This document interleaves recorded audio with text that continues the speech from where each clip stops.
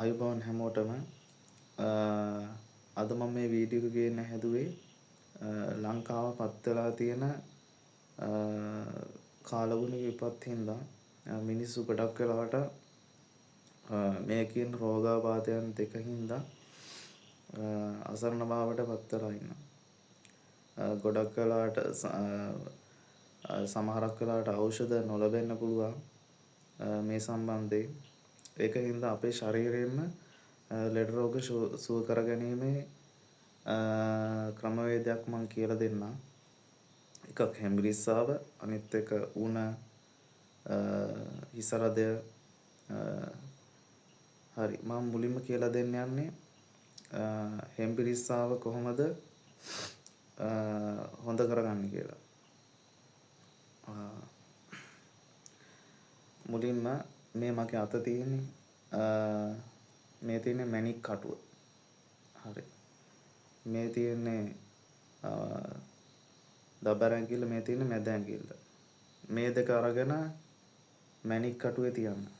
තිබ්බට පස්සේ මේ මාපට ඇඟිල්ලෙන් තියෙන සීමාව බලන්න. මේ කෙලින් මෙහෙම තිබ්බට පස්සේ මේ මාපට ඇඟිල්ල කෙලින් මගේ මේ වැද ඇඟිල්ල තියෙන ස්ථානය තමයි මෙන්න මේ කියන නිලේ තියෙන්නේ. මේකට කියන්නේ පෙරිකාඩියම් 6 PC6 PC6. හරි.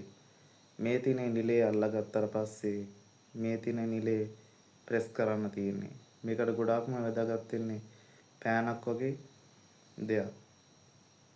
මොකද හොඳට මේ නිලේ අහුවෙන හින්දා පෑනට. හරි. මේක විනාඩි 5ක් දවසකට ගන්න ඇති. දවස් 5ක් දෙක දිගට කරොත් ඔයාට තියෙන පීනසේ එතකොට හෙම්බිරිස්සාව හොඳ කරගන්න පුළුවන් හැකියාවක් තියෙනවා. හරි. ඊළඟට මම කතා කරන්න යන්නේ හිසරදය උණ ඔළුවේ බරගතිය තියෙනවා නම් ඒක කොහොමද හොඳ කරගන්නේ කියලා.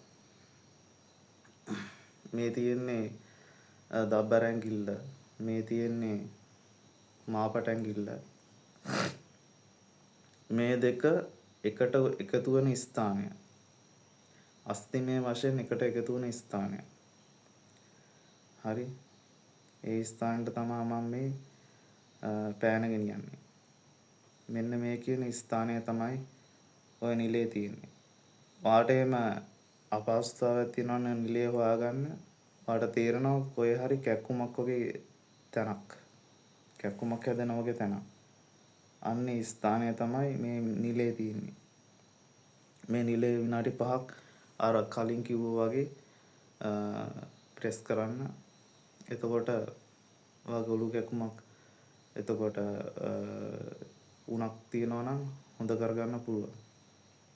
මේකට කියන්නේ LI4 LI4. විශේෂයෙන් කියන්න ඕනේ මේ නිලය ගර්භණී මාතාවන්ට යොදන්න එපා. මොකද ගර්භය හානි වෙන්න පුළුවන් මේක යෙදුවොත්. ඒකෙන්ද ගර්භණී නොවන කට්ටියට තමයි මේක යොදන්න පුළුවන්. ඉතින් මේක ගොඩාක් ප්‍රයෝජනවත්. මේක පුළුවන් තරම් මේ වීඩියෝ එක ෂෙයා කරන්න. ගොඩක් අයට ප්‍රයෝජනවත් වීඩියෝ එකක්. ස්තුතියි.